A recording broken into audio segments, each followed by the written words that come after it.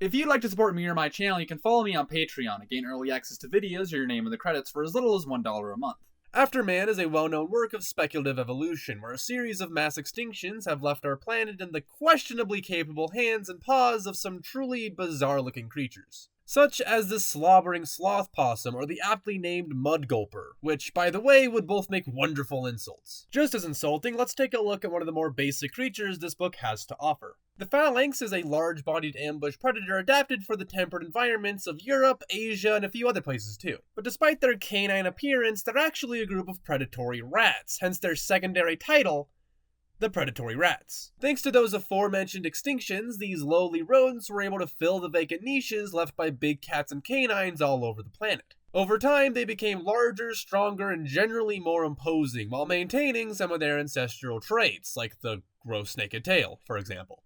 They even branched off into several other subspecies, such as the terrifying ravine, which could probably tear off my face with a passing glance. But one creature the phalanx is notably good at ripping the faces off of is the rabbuck, and as the name implies, these bucks are actually rabbits that have grown to fill the niches of modern-day deer and gazelle. But that raises an interesting question. If rabbits are the new gazelle, then what happened to the old gazelle? Well, as it turns out, they're still around. It's just that these days they look a little less like whimsical woodland creatures and a little more like an all-terrain military vehicle. The gigantelope is, aptly enough, a giant antelope that became incredibly successful once they abandoned the light-footed lifestyle of their ancestors in exchange for a large-bodied one. This aforementioned success had quite a few rippling effects, but the most relevant to us are all the silly, goofy horn shapes that the gigantelopes began to grow, such as the crazy forward-facing shovels of the woolly gigantelope, or the giant arches of their tropical counterparts that could probably work as an extra set of legs.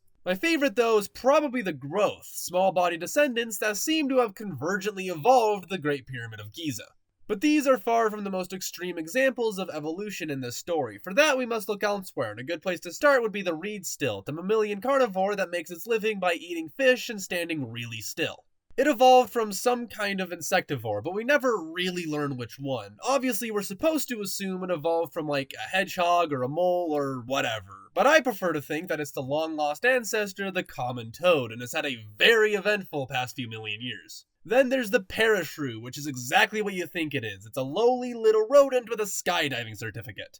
But sadly, this Mary Poppins-looking umbrella only lasts through childhood and is used to safely lower them from parental nests. But it doesn't just lower them to the ground, it takes them on a full-on odyssey in the meantime, oftentimes launching them several kilometers away into an entirely fresh environment. Then again, other times it sends them directly into the claws and teeth of a carnivore, but you know, you win some, you lose some. Moving on, there's the other side of the coin, creatures that really haven't changed at all despite the intervening 50 million years. Such as the Oakleaf toad, the closest living relative to the reed stilt and a world-class fan of camouflage. But beyond their new defensive technique, our leaf-shaped friend has more or less stayed the same. Ditto for the spine-tailed squirrel, a squirrel with spines on its tail. Wonder how it got that name. But my favorite example of this has got to be the beaver, which didn't even get a new name. It's literally just a beaver.